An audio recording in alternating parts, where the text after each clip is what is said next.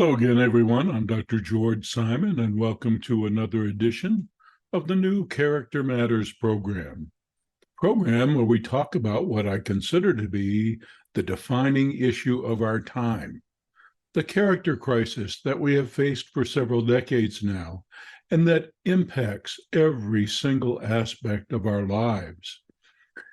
All my written works and numerous blog articles at drgeorgesimon.com are meant to help bring these issues to the fore and to explain what we have to do to recover the importance of character in our lives, especially in our relationships, more particularly our most intimate relationships.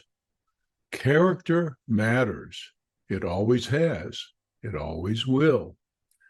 And over the next few weeks, I'm going to be continuing a discussion about the principles I write about and first introduced in my book, Character Disturbance, and explore in detail in my latest offering, Essentials for the Journey, embracing and living the 10 commandments of character, as I call them, the most essential principles that we need to not only learn, but also take to heart, to welcome into our hearts and live out as best as we can to be the kinds of persons that we all have it within us to be. And the first of those commandments has to do with becoming aware of the bigger picture, coming to appreciate that the world does not revolve around us, overcoming our inherent egocentricity that we're born with and are meant to outgrow over time. But that process of coming to appreciate that we're part of something bigger, and that part of coming to appreciate that all of our behavior has impact, affects everything and everyone else, and also coming to care about the nature of that impact. Learning that lesson is the beginning. It's the very beginning of what I call character. That side of our personality that reflects our moral integrity, our personal ethics.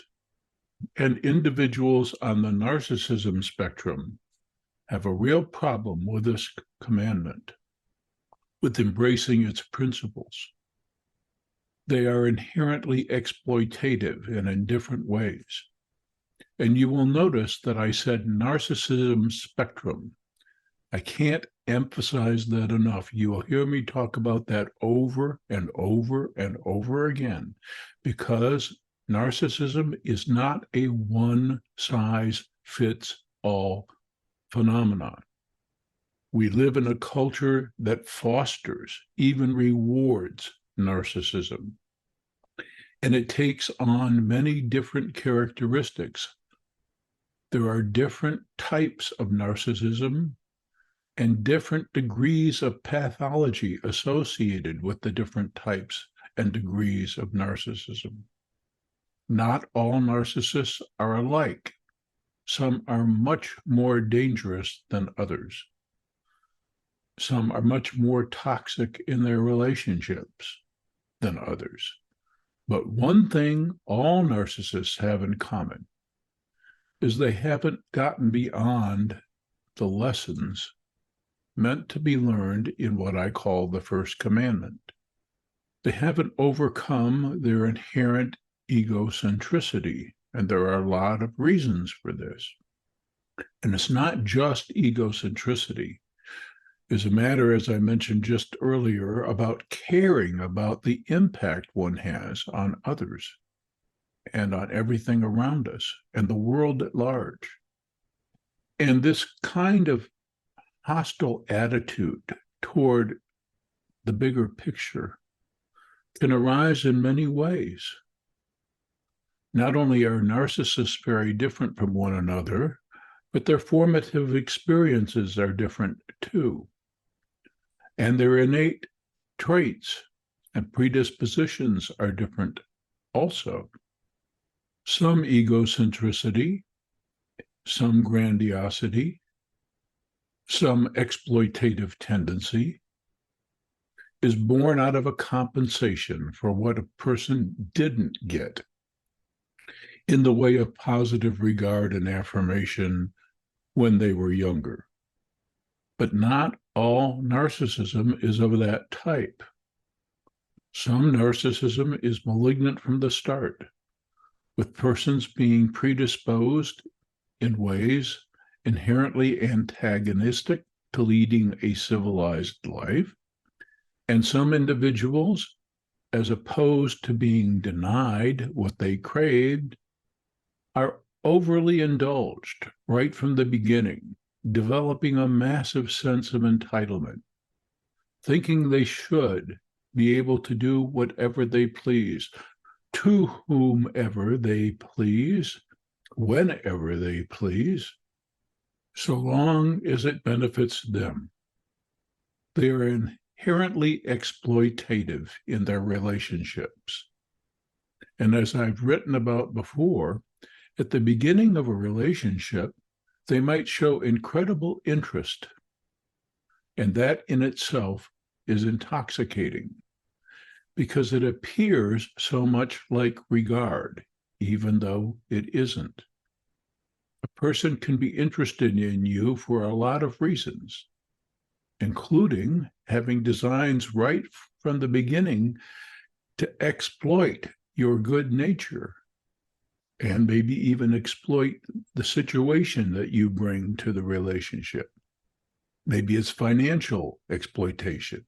Maybe it's emotional exploitation. It can be a lot of things. But the mere interest someone shows in you is not at all a sign of their capacity to positively regard you, to truly and genuinely love you.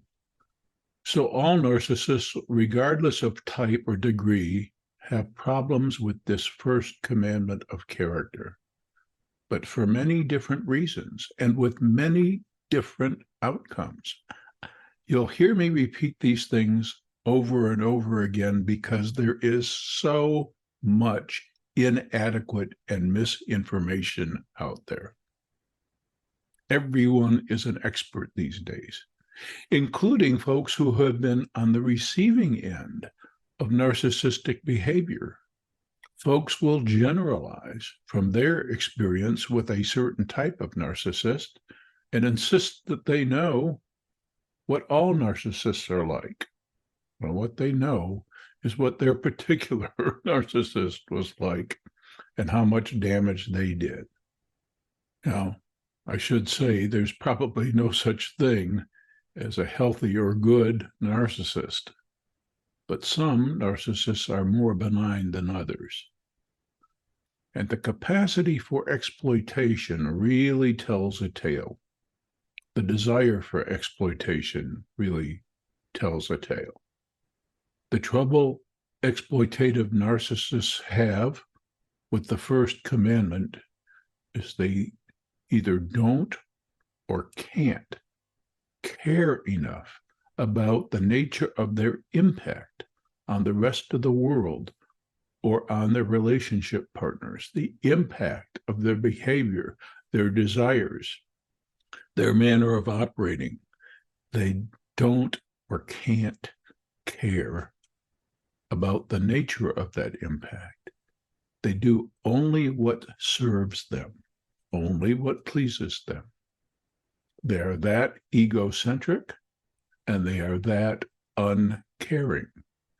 And that's what makes them dangerous, not just in relationships, but it makes them dangerous, period, which is why we should never, ever afford such people the reins of substantial power, whether it be political power or any other power of influence or authority. Now, I'm going to have more to say about the importance of these commandments and how certain personality types, how certain characters either take their lessons to heart or fail to appreciate the importance of the lessons or refuse to take them to heart, creating many problems for everyone, themselves, others, and the society at large. And that's why it's so important that we once again reclaim the importance of the principles we've always known that people need to take to heart to be decent and to help make this world work just a little bit better so that we all thrive and prosper, and so that we all enjoy at least a reasonable degree of harmony. So I'll keep speaking about these things, and I'll be talking more next time about why some characters on the narcissism spectrum have such problems with this first commandment of appreciating the bigger picture, seeing the bigger picture, coming to see oneself not as the center of the universe, but rather as a part of the universe, and as an entity within that universe whose very existence has impact and whose every desire, whim, urge, and most especially behavior affects everyone and everything else, including the person themselves and the integrity of their very souls. So until next time, thanks for tuning in.